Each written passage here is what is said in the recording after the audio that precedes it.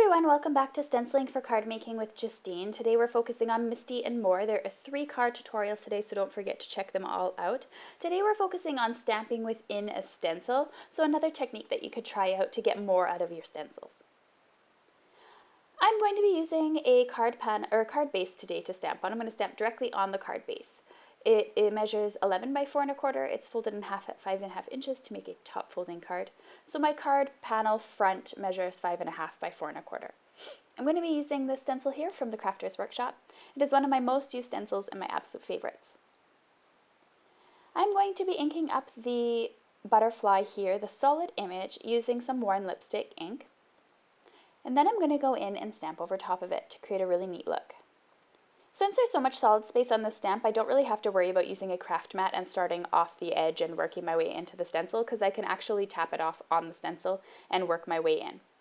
I want to make sure that it's dark enough that you could really see those lines of the stencil and that it's really solid.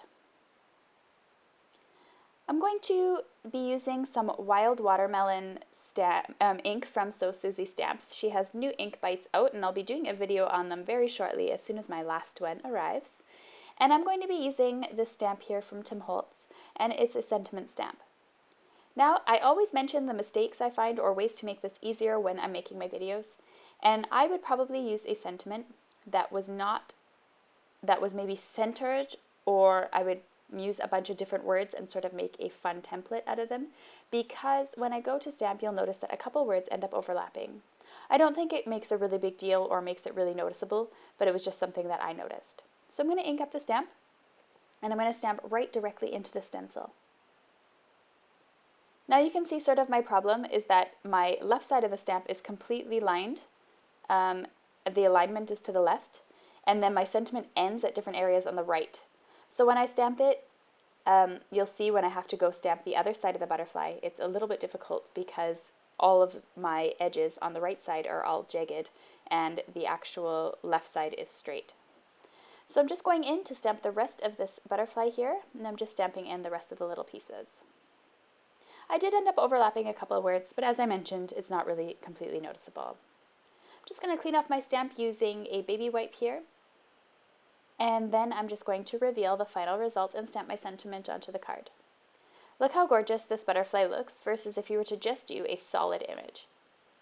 You could also use things like background stamps to decorate it, to create a nice pattern inside the butterfly, or words to make a nice sentiment.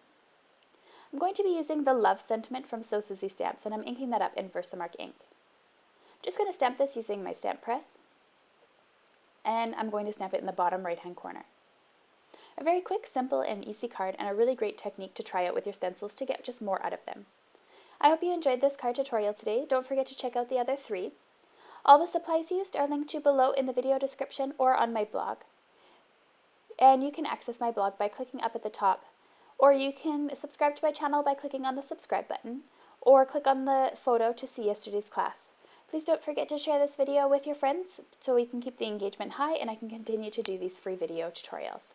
Thanks so much for watching, everyone, and I will catch you tomorrow for a comparison video.